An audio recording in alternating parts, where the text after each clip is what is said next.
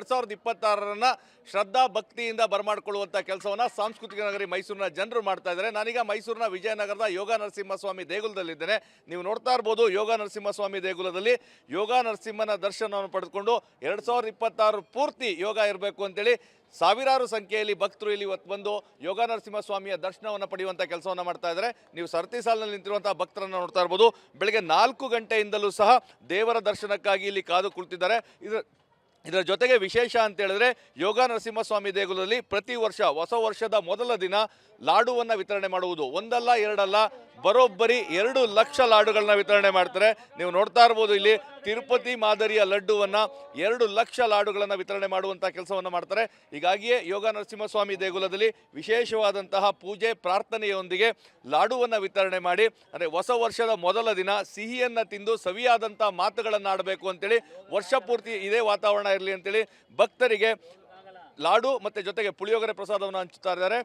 2 ಲಕ್ಷ ಲಾಡುಗಳನ್ನು ಇವತ್ತು ಬೆಳಗ್ಗೆ 4 ಗಂಟೆಗೆ ಆರಂಭಿಸಿ ಮಧ್ಯರಾತ್ರಿ 12 ಗಂಟೆವರೆಗೂ ಸಹ ವಿತರಣೆ ಮಾಡುವಂಥ ಕೆಲಸವನ್ನು ಮಾಡ್ತಾರೆ.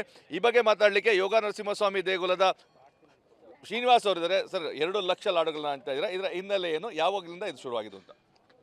ಮೈಸೂರಿನ ವಿಜಯನಗರದ ಯೋಗ ನರಸಿಂಹಸ್ವಾಮಿ ದೇವಸ್ಥಾನದಲ್ಲಿ ಪರಮ ಪೂಜ್ಯ ಭಾಷ್ಯಂ ಸ್ವಾಮೀಜಿಯವರು ನೂತನ ವರ್ಷಾರಂಭದ ಪ್ರಯುಕ್ತ ದೇವಸ್ಥಾನಕ್ಕೆ ಆಗಮಿಸುವ ಎಲ್ಲ ಭಕ್ತಾದಿಗಳಿಗೆ 2 ಲಕ್ಷ ಲಡ್ಡು ವಿತರಣಾ ಕಾರ್ಯಕ್ರಮ ಹಮ್ಮಿಕೊಂಡಿದ್ದಾರೆ. ಈ ಕಾರ್ಯಕ್ರಮ ದಿನಾಂಕ ಇವತ್ತು 1/1/2026 ಗುರುವಾರ ಬೆಳಗ್ಗೆ 4 ಗಂಟೆ ಪ್ರಾರಂಭವಾಗಿದೆ. ಈಗಾಗಲೇ 15ರಿಂದ 20 ಸಾವಿರ ಭಕ್ತಾದಿಗಳು ಲಡ್ಡು ಪ್ರಸಾದವನ್ನು ಸ್ವೀಕರಿಸಿ ಭಗವಂತನ ದರ್ಶನ ಪಡೆದು ಪುನೀತರಾಗಿ ಸಂತೋಷವಾಗಿ ತೆರಳುತ್ತಾ ಇದ್ದಾರೆ.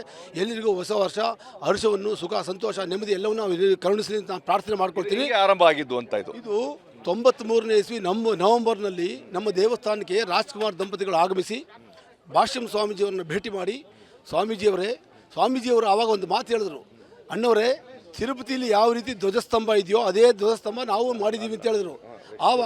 ಆವಾಗ ಅವರು ಹೇಳಿದ್ರು, ಅಯ್ಯೋ ಬಹಳ ಸಂತೋಷ, ತಿರುಪತಿಯಲ್ಲಿ ನಮ್ಮ ಸಾಮಾನ್ಯ ವರ್ಗದ ಜನರಿಗೆ ಭಗವಂತ ದರ್ಶನ ಆಗೋದಿಲ್ಲ, ಆದ್ದರಿಂದ ಲಡ್ಡು ಪ್ರಸಾದ ಮಾಡಬೇಕು ಅಂತ ಹೇಳ್ತಾರೆ. ಲಡ್ಡು ಪ್ರಸಾದ ನಾವೇ ನಮ್ಮ ದೇವಸ್ಥಾನದಲ್ಲಿ ಮಾಡೋಣ ಅಂತ ಹೇಳ್ತಾರೆ. ಈಗ ಮುಂದಿನ ಹೊಸ ವರ್ಷದಲ್ಲೇ ಒಂದೇ ವರ್ಷದಲ್ಲಿ 1,000 ರೂಪಾಯಿ ಕೊಟ್ಟರು. 1,000 ರೂಪಾಯಲ್ಲಿ ಸ್ವಾಮೀಜಿಯವರು 4 ಜನ ಬಾಣಸಿಯನ್ನು ಕರ್ಕೊಂಬಂದು ತಿರುಪತಿಯಿಂದ 1,000 ಲಡ್ಡು ಮಾಡಿ ಹೊಸ ವರ್ಷದಿಂದ ಹಂಚಿದ್ರು. ಆವತ್ತು 1,000 ಲಡ್ಡು ಪ್ರಾರಂಭ ಆಗಿದ್ದು ಇವತ್ತು 2 ಲಕ್ಷಕ್ಕೂ ಆಗಿ ಭಕ್ತಾದಿ ಹಂಚ್ತಾ ಇದ್ದೀವಿ ನಾವು. ಶುಭಶ್ರೀ, ಇದು ವರನಟ ಡಾಕ್ಟರ್ ರಾಜ್ಕುಮಾರ್ ಅವರು ಆರಂಭಿಸಿದಂಥದ್ದು. 1,000 ರೂಪಾಯಿ ನೀಡಿ 1,000 ಲಡ್ಡುವನ್ನು ಇಲ್ಲಿ ತಯಾರಿಸಲಿಕ್ಕೆ ಹೇಳಿದ್ರು. ಇದೀಗ 2 ಲಕ್ಷ ಲಾಡುವನ್ನು ಮುಟ್ಟಿದೆ. ಶುಭಶ್ರೀ.